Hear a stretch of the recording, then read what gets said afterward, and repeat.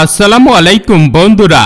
বন্ধুরা, এক ছেলে আল্লাহওয়ালা নেক বান্দার সাথে বেয়াদবি করেছিল, ফলে পরবর্তীতে সে কিভাবে পশুতে পরিণত হলো তা দেখুন এই ভিডিওতে।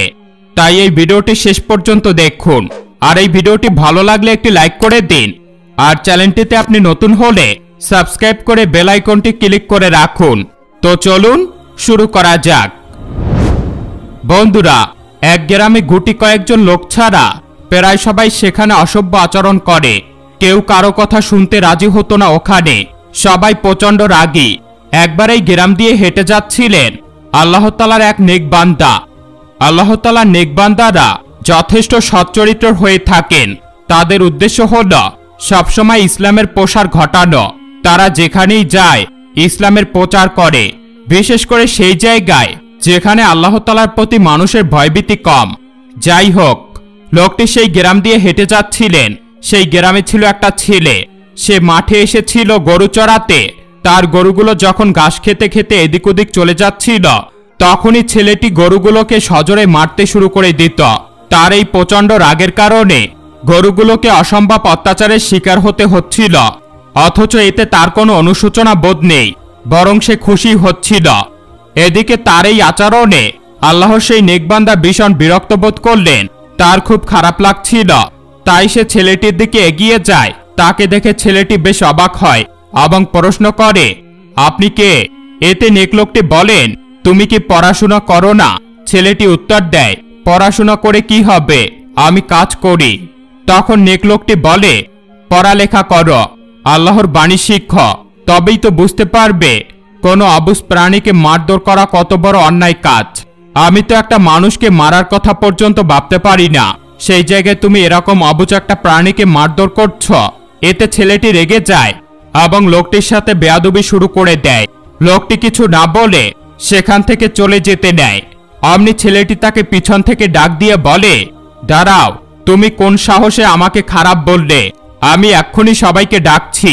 এ কথা বলে সে গ্রামের সবাইকে ডাকাডাকি শুরু করে দেয় যে, দেখুন সবাই, এই লোকটি আমার সাথে বাজেভাবে কথা বলছে, আমার পেশা নিয়ে আমাকে ছোট করছে।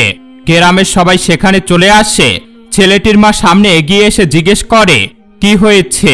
এতে ছেলে জানায়, এই লোকটি তাকে অসভ্য বলে গালমন্দ করেছে। এ কথা শুনে ছেলেটির মা রেগে যায় এবং বলে, আপনার সাহস হয় কি করে আমার ছেলেকে এত আজেবাজে কথা বলার? আপনি আসলেই একটা খারাপ লোক। গ্রামবাসী, ওনার শাস্তি হওয়া উচিত। মহিলাটির কথা শুনে গ্রামের সবাই বলে উঠে, হ্যাঁ হ্যাঁ, লোকটির শাস্তি হওয়া উচিত। অতঃপর সবাই মিলে তাকে নিয়ে আসে গ্রামের সর্দারের কাছে। ছেলেটির মা সর্দারের কাছে কাঁদতে কাঁদতে বলে, আমার ছেলেটা ইয়াতিম, আমি অনেক কষ্ট করে ওকে মানুষ করেছি, অথচ এই লোক কোথা থেকে এসে আমার ছেলেকে গালমন্দ করলেন। আমার ছেলে নাকি বেয়াদব। তার এই কথায় গ্রামবাসী হ্যাঁসূচক উত্তর দিল। কিন্তু গ্রামের সর্দার ছিলেন একটু বিচক্ষণ লোক। তিনি বুঝতে পেরেছেন বয়স্ক এই লোকটি আল্লাহর বান্দা, লোকটিকে ভালোর জন্যই কিছু বলেছিলেন। তবু তিনি গ্রামের সবার কথা শোনার পর লোকটিকে জিজ্ঞেস করেন, আপনার কি এই ব্যাপারে কিছু বলার আছে? নেক লোকটি বলে, আমি কেবল তাকে বলেছিলাম এই বয়সটায় পড়াশুনো করো, পড়াশুনো করলেই সুবুদ্ধি কাজ করবে। আমি তাকে কোনো গালমন্দ করিনি। এতে ছেলেটি ক্ষেপে ওঠে এবং বলে, না, তিনি আমাকে বেয়াদব বলেছেন, আমার গলা উঁচু বলেছেন। সমস্ত কথা শুনে সর্দার বলেন, তবে এই লোকটি ছেলেটিকে তার সাথে 1 মাস রাখবেন, এতে করে আমরা শুনব তিনি আবারও তোমার সাথে বেয়াদবি করেছেন কিনা। এ কথা শুনে ছেলেটি ও ছেলেটির মা অবাক হয়ে যায় এবং সর্দারের সিদ্ধান্তে নারাজ হয়। কিন্তু সর্দার বলেন, কিছু করার নেই, আমি যা সিদ্ধান্ত দিয়েছি তা মানতেই হবে। যেহেতু লোকটি তোমার ছেলেকে কি বলেছে তার কোনো প্রমাণ নেই, অজ্ঞতা না চাওয়া সত্ত্বেও সর্দারের সিদ্ধান্ত মানতে হলো। সর্দার বললেন, আপনি যেখানে সফরে যাচ্ছেন সেখানে তাকে সাথে করে নিয়ে যেতে পারেন। সর্দারের সিদ্ধান্ত মতে লোকটি ছেলেটিকে নিয়ে সফরের উদ্দেশ্যে রওনা দিলেন। ছেলেটি প্রচণ্ডভাবে রেগে আছে এবং ঘৃণার দৃষ্টিতে তাকিয়ে আছে লোকটির দিকে। অনেক দূর পথ পাড়ি দেওয়ার পর লোকটি অসম্ভব সুন্দর সবুজে ঘেরা একটা জায়গায় চলে এলেন। এখানে এসে তার খুব ভালো লাগছে। জায়গাটি তার এতই পছন্দ হলো যে তিনি সিদ্ধান্ত নিলেন এখানে কয়েকদিন থাকবেন তিনি। তাই ছেলেটিকে বললেন, আমরা এখানে 3 দিন থাকব। এতে ছেলেটি রেগে যায় এবং বলে, এটা কোনো জায়গা? আমি তো আগে কখনো আসিনি এখানে, আর এখানে আমি খাবো কি? কোনো খাবারের ব্যবস্থা তো দেখছি না। এদিকে সর্দার আমাকে তোমার সাথে পাঠিয়ে আমাকেই শাস্তি দিলেন। লোকটি বলে, তুমি চিন্তা করো না খাবার নিয়ে, সর্দার যেহেতু তোমার দায়িত্ব আমাকে দিয়েছেন, তাই তুমি কি খাবে না খাবে সেটার দায়িত্ব আমি দেখব। তুমি শুধু খেয়াল রাখবে আশেপাশের কোনো প্রাণীর ক্ষতি যেন তুমি না করো। খবরদার, আমার কথা না শুনলে কিন্তু খারাপ হবে তোমার সাথে। একটু রাগীস্বরে কথা বললেন তিনি। এতে ছেলেটি ভয় পেয়ে চুপচাপ বসে পড়ে। এদিকে লোকটি গিয়ে নামাজে দাঁড়ান। প্রচণ্ড মনোযোগ সহকারে ইবাদত করছিলেন। তা দেখে ছেলেটি খুবই অবাক হয়, কারণ অনেক লম্বা একটা পথ পাড়ি দিয়ে রোদের মধ্যে হেঁটে আসার পরেও তিনি এভাবে নামাজ পড়ছেন। মুখে কোনো ক্লান্তির ছাপ নেই। লোকটি বেশ সময় নিয়ে নামাজ পড়তে যাচ্ছেন, জিকির করছেন, ইবাদতে তিনি দারুণভাবে মগ্ন। এতক্ষণ সময় ধরে তিনি ইবাদত করেছেন দেখে এদিকে ছেলেটি আরো রেগে উঠে যায়। সে বলতে থাকে, এতক্ষণ ধরে কি এমন নামাজ পড়ছেন তিনি? আমার তো ক্ষুধায় পেট জ্বলে যাচ্ছে। এসব বলতে বলতে তার চোখ পড়ল একটা হরিণের উপর। মোটা তাজা হরিণ দেখে তার এবার লোভ হচ্ছে। কোনোভাবেই সে নিজেকে আর আটকে রাখতে পারল না। মনে মনে চিন্তা করল, এই হরিণটিকে শিকার করে সে রান্না করে খেয়ে ফেলবে। যেই ভাবনা সেই কাজ। দৌড়ে চলে গেল হরিণটিকে শিকার করতে, কিন্তু পায়ের শব্দ পেয়েই হরিণটি পালিয়ে গেল। কিছু দূর গিয়ে হরিণের মনে হল এখন আর কেউ আসবে না, তাই সে দাঁড়িয়ে পড়ল। কিন্তু এ কি, ছেলেটি তো হাল ছাড়ল না। সে এগিয়ে এসে হরিণটিকে হত্যা করে ছাড়ল। এরপর মাংস ছাড়িয়ে নিয়ে সেটাকে আগুনে দিয়ে পুড়তে লাগল। খাওয়ার প্রস্তুতি নিচ্ছে। এমন সময় সেই লোকেরও ইবাদতের সমাপ্তি ঘটল। তিনি চোখ খুলতেই মাংসের ঘ্রাণ পেলেন। এই জায়গায় মাংসের ঘ্রাণ পেয়ে তিনি একটু অবাক হয়ে চারিদিকে তাকালেন এবং দেখলেন ছেলেটি মাংস পোড়াচ্ছে। এতে তিনি রেগে গিয়ে বললেন, তোমাকে আমি বারণ করেছি, তারপরেও আমার কথা শুনলে না। ছেলেটি উত্তর দেয়, তাহলে আমি কি করব? আপনি ইবাদতেই পড়ে আছেন, আর আমার যে ক্ষুধার পেটে জ্বালা করছিল। আমার মা কখনো আমাকে ক্ষুধার্ত রাখেননি। আপনি আমার মা আমার পশু পাখি থেকে আমাকে আলাদা করেছেন, খাবার না খাইয়ে মারতে চাচ্ছেন। আমি কি বলি, আপনি আসুন না, আমরা একসাথে মাংস খাই। এ কথা শুনে লোকটি বলে, তোমাকে আমি মাংস খেতে নিষেধ করছি।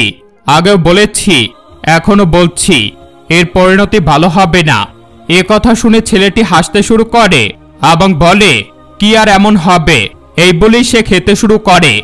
অমনি তার দেহটা পশুতে পরিণত হতে থাকে। ধীরে ধীরে সিংহলা এক অদ্ভুত প্রাণীতে পরিণত হয় সে। তা দেখে লোকটি বলেন, আমার কথা শুনলে না, দেখলে তো ভয়াবহ পরিণতি কি হলো। এখন আমি তোমার মাকে কি জবাব দেব? এমনিতেই তিনি আমার উপর রেগে আছেন। এরপর তিনি ভাবতে লাগলেন, চেয়েছিলেন ইসলামের দাওয়াত দিয়ে ছেলেটিকে ভদ্রতা শিখাবেন, কিন্তু তার পরিণতি খুবই খারাপ হলো। আর উপায় না দেখে তিনি ছেলেটিকে নিয়ে হাঁটতে শুরু করলেন আবার তার গ্রামের দিকে। বেশ কিছুক্ষণ পর গ্রামে পৌঁছালেন। তাকে দেখে ছেলেটির মা দৌড়ে চলে আসেন তার কাছে এবং জিজ্ঞেস করে, আপনি একা কেন? আমার ছেলেটা কই? তাকে কই রেখে এসেছেন?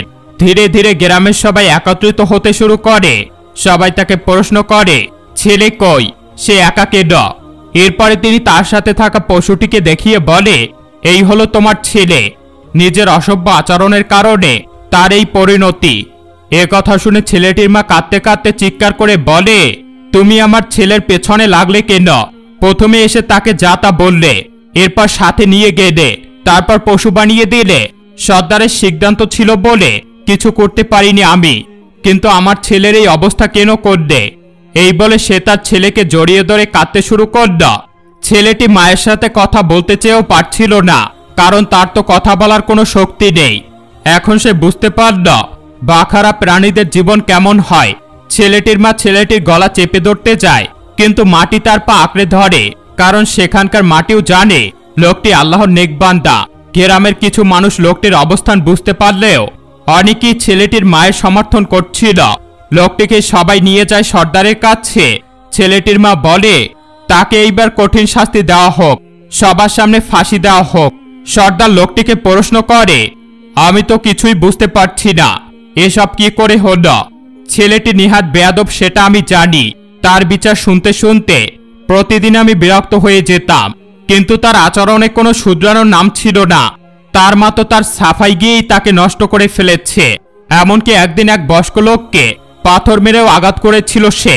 ভাগ্য ভালো বলে তিনি বেঁচে গিয়েছেন। এরপরেই এই ছেলেকে আমি শাস্তিস্বরূপ মাঠে গরু চড়াতে দিয়েছি, যেন সে ব্যস্ত থাকে। তারপরে আপনি আসার পর আপনাকে আমি চিনতে পারলাম যে আপনি আল্লাহর বান্দা, অনেক ভালো মানুষ। তাই তাকে আপনার সাথে পাঠিয়েছিলাম ভদ্রতা শেখার জন্য। কিন্তু এসব হলো কি করে? নেক লোকটি উত্তর দেন, আমি কিছুই করিনি। আমরা হাঁটতে হাঁটতে একটা সুন্দর এলাকায় চলে গিয়েছিলাম। পরিবেশ দেখে সিদ্ধান্ত নিয়েছিলাম সেখানে কয়েকদিন থাকব, আর একে কিছু দিনই শিক্ষা দিব। তারপর আমি ইবাদত করতে বসে যাই আর দোয়া করতে থাকি তার খাবারের ব্যবস্থা করে দেওয়ার জন্য, কারণ সেখানে কোনো খাবার পানি ছিল না। এরই মধ্যে সে একটা হরিণ ধরে শিকার করে ফেলে, অথচ তাকে আমি নিষেধ করে দিয়েছিলাম এই কাজ না করতে। লোভ সামলানো দিনই শিক্ষারই একটা অংশ। সে আমার কথা না শুনে মাংস খাওয়া মাত্রই একরকম সে পশুতে পরিণত হয়ে গেল। সর্দার বলেন, আমি তো তাই জানতে চেয়েছি এমনটা কেন হলো? সেই এলাকা কি জাদুকরী এলাকা ছিল? এসব বলতে বলতে হুট করে প্রচণ্ড দোয়া সহিত এক বিশ্রী দেখতে লোক এসে হাজির হলো সেখানে। সেই বিশ্রী লোকটি সেখানে এসেই বলল, এই প্রাণীকে আমাকে দিয়ে দাও। সবাই কেন কেন জিজ্ঞেস করতে সে বলল, লোকটি যেই এলাকায় গিয়েছিল সেটা আমার এলাকা। আমার ছেলে সেখানে হরিণ রূপ ধারণ করে খেলতে গিয়েছিল, আর এই ছেলে তাকে ধরে খেয়ে ফেলেছে, হত্যা করেছে আমার ছেলেকে। এখন আমিও তাকে নিয়ে যাব আমার এলাকায়, আর সবার সামনে হত্যা করে প্রতিশোধ নিব। আমার ছেলের আত্মা এতে শান্তি পাবে। এতে আল্লাহর বান্দা বাধা দেন এবং বলেন, যা হওয়ার হয়ে গিয়েছে, এখন ওকে হত্যা করলে তোমার ছেলের রূহ শান্তি পাবে, এ কথার কোনো ভিত্তি নেই। দেখো, অপরাধীর চেয়ে ক্ষমাকারী বড় হয়। আল্লাহ তাকে অনেক দয়া করেন। আল্লাহ চাইলে তোমার দুঃখ কষ্ট কমে যাবে। এতে সেই খারাপ লোকটি বলে, কে তোমার আল্লাহ? তিনি জবাব দেন, আল্লাহ হলেন তিনি যিনি সকল কিছুর মালিক, যার ইশারায় সবকিছু হয়। আমি যার ইবাদত করি, যাকে আমি ভালোবাসি। এতে সেই খারাপ লোক বলে, আল্লাহ কি এমন করেছেন তোমার জন্য যে তুমি তাকে ভালোবাসো? এতে তিনি উত্তর দেন, আল্লাহকে বিনিময়ে ভালোবাসতে হয় না, এটা মানুষে মানুষে ভালোবাসার মাঝে হয়। আল্লাহকে নিঃস্বার্থে ভালোবাসতে হয়, যেভাবে তিনি আমাদের বাসেন। আমরা কি বা করি, তবু তিনি আমাদেরকে ভালোবাসে, আমাদের জন্য সব করেন। তিনি চাইলে মৃতকে জীবিত করতে পারেন, তিনি সকল ক্ষমতার অধিকারী। কিন্তু সেই খারাপ লোকটি কিছুতেই তার কথা মানতে রাজি হচ্ছিল না। তখন আল্লাহর বান্দা বলে, আমি এক্ষুনি আল্লাহর ক্ষমতা প্রমাণ করে দিচ্ছি। এই বলে তিনি আল্লাহর কাছে হাত তুলে দোয়া করতে থাকেন, হে আল্লাহ, এই ছেলে তার বেয়াদবির জন্য শাস্তি পেয়েছে, তাকে এখন ক্ষমা করে দাও। লোকটির এমন কান্নার প্রার্থনায় আল্লাহ ছেলেটিকে আবারও পশু থেকে মানুষ বানিয়ে দেন। সে আগের মতো হয়ে যায়। এই অবস্থা দেখে সাথে সাথে সেই খারাপ লোক সিজদায় পড়ে যায় এবং আল্লাহকে স্বীকার করে বলে, আমার ছেলের তো এই পরিণতি হওয়ারই ছিল, সে তো আল্লাহকে মানেনি, জাদুকরী শক্তি নিয়ে চলত। এই বলে সে কালিমা পড়ে সেখান থেকে বিদায় নেয়। তারপরে সেই লোকটি ছেলেটিকে বলে, তুমি তো মুসলিম ছিলে, তবু কেন কখনো দিন মেনে চলোনি? এতে ছেলেটি সকল গ্রামবাসীর সামনে ক্ষমা চেয়ে বলে, আমি আর এখানে থাকতে পারবো না।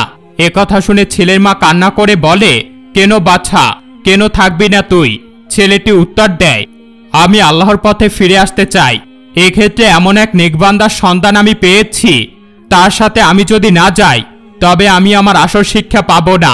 আল্লাহ চাইলে আমি আবারও ফিরে আসব নিজেকে পরিবর্তন করে। অতঃপর সে রওনা দেয় সেই আল্লাহর বান্দার সাথে নতুন জীবনের উদ্দেশ্যে। তো বন্ধুরা, এই ছিল আজকের ভিডিও। ভিডিওটি ভালো লাগলে একটি লাইক করে দিন, আর আমাদের চ্যানেলটিকে সাবস্ক্রাইব করে পাশে রাখা বেল আইকনটি ক্লিক করে রাখুন। দেখা হবে পরবর্তী ভিডিওতে। সে পর্যন্ত ভালো থাকবেন, সুস্থ থাকবেন। আল্লাহ হাফেজ।